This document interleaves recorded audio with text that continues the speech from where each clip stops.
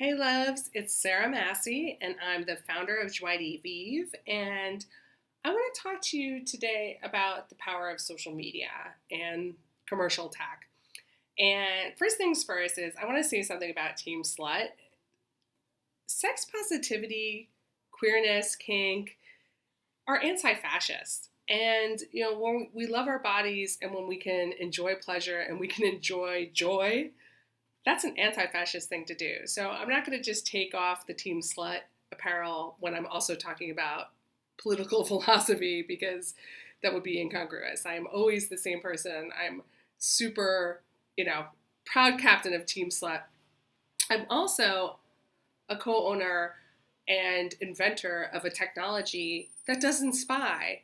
So we call it the Joy platform. We don't spy, we don't censor, we set our own rules, and we're creating that outside of traditional tech and commercial tech on purpose, because especially as queer people, spying, why would we do that on people who are paying tickets coming into our house to have a really wonderful experience, especially as queer people? Spying, censorship, that's highly problematic. But I want to get to why I think Joie de Vivre has real potency in this moment.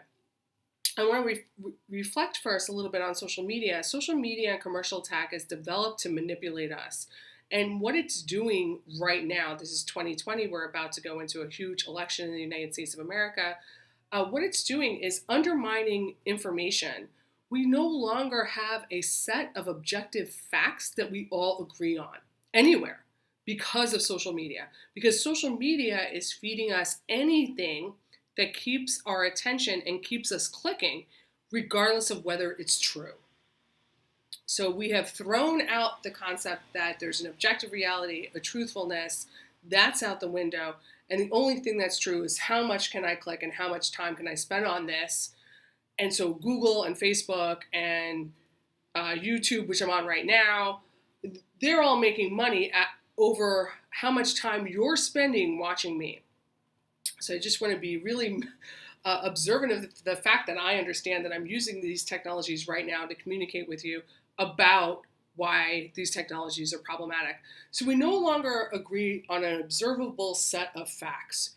And this is played out in the most violent and inhumane way that I could have possibly ever dreamed of with COVID in the United States of America.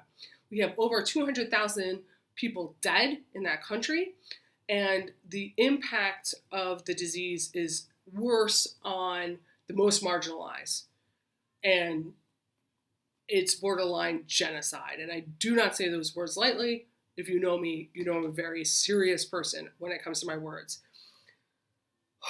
But if we don't agree that wearing masks and doing contact tracing and doing mass testing staves off the disease, like the other countries have agreed on and the scientists have agreed on, where are we?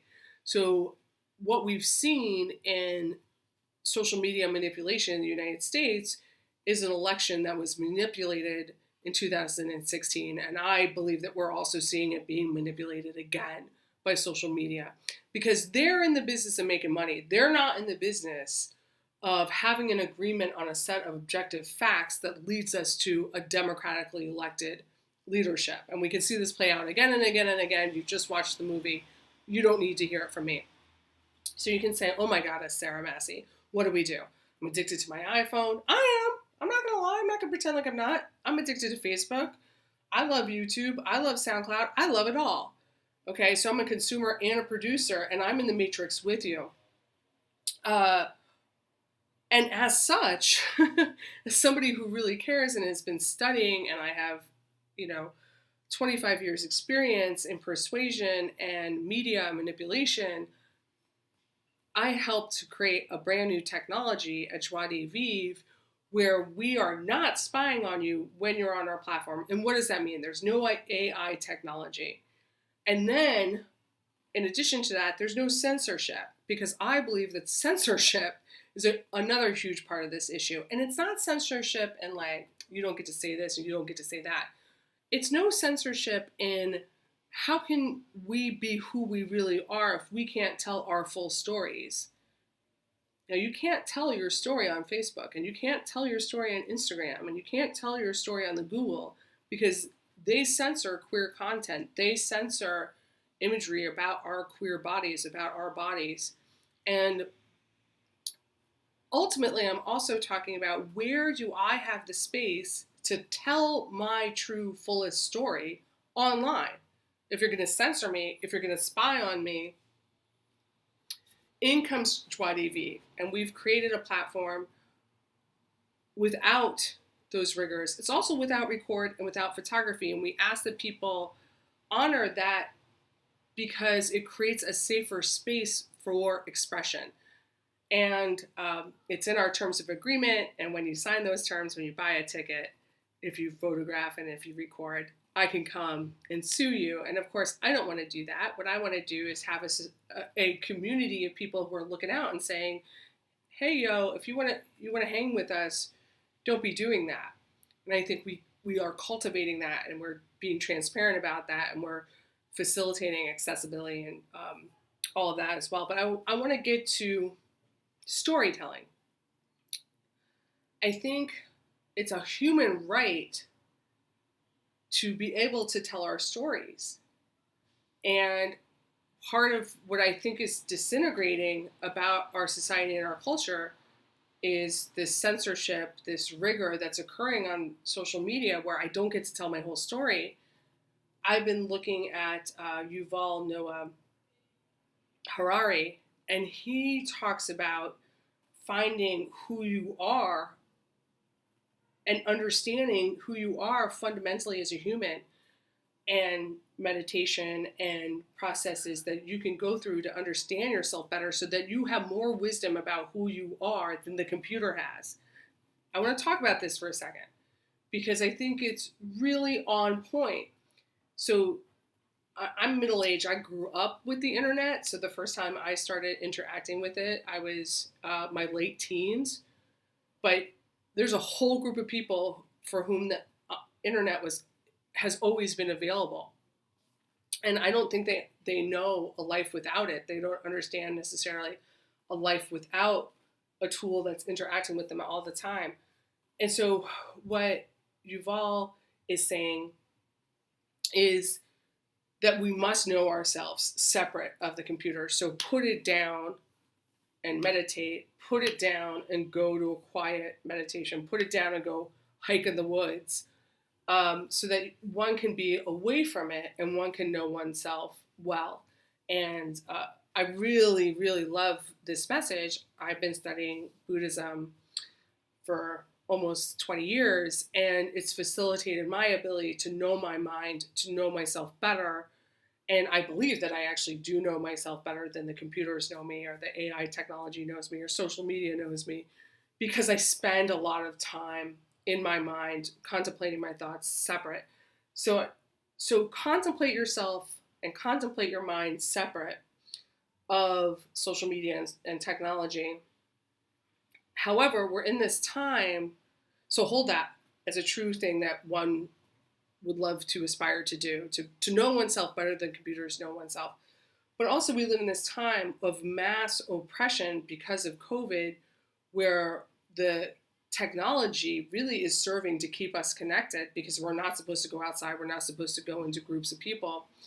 And that's why JoieDV created a technology without spying and without the social media oppressiveness, because we wanted to create a space where people really can be ourselves. So we can liberate ourselves, we can see each other, we can be naked, we can tell our story without fear of it being replayed over and over, being manipulated over and over, because it only exists in that moment live on our platform. And if anybody knows Yuval Noah Harari, I'd really love to talk to him, because I really want advice how to grow this better, because I developed this with my partner at Cloudwing Tech as a way to facilitate us, having a really good time online during a tough time. But we've quickly begun to realize that we're one of the only tech companies that's not spying, that's not using this social media manipulation, and that wants to make life better. So yes, of course I want to be economically sustainable, and I can tell you all about how I plan to do that. But my economic sustainability has to do with partners coming onto our platform who are selling tickets to events that people want in real time without record and without spying. And I think there's a great demand for that. And like I said, I'm happy to talk about that transparently. What I'm talking about right now is creating a space online where we can tell story, our human story, without worrying that this technology is taking our story and manipulating it against us so that we click more, that we spend more time on it, that we buy more things. There's a lot of really not wonderful things happening with AI technology that's going to replace the human existence. And I think it's unfair and unjust and fundamentally inhumane to take our stories away. So I also believe that the internet itself it's like air. It's like a thing that exists, and what you do with it is what matters. Trees exist. What you do with the tree matters. So the internet can be a force for good, and even AI technology can be a force for good.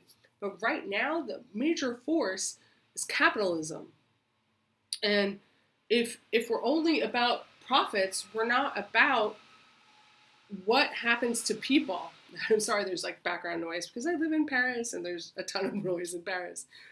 But when we're only thinking about dollars, we're not necessarily thinking, does this help the human condition? Does this help the environment? I think we're in a lot of trouble that these mega corporations have gotten so powerful. And John Lewis, he said, he talked about good trouble, and that's what I'm about. So the team at Joie de Vivre, we're trying to make good trouble. So we've created a space online. We've taken a slice of the internet, and we're making, a spy-free zone because we believe that it's a human right to tell your story. So I wanted to be very clear that not only are we answering a problem in this moment of COVID when we're lacking connection, but we're also seeking to facilitate the human experience outside of commercial tech. So I really hope that you come aboard with us. I really hope that you ring me up and let's talk about where this is going. And please be a part of the Joy community, and let's take care of each other. Thank you.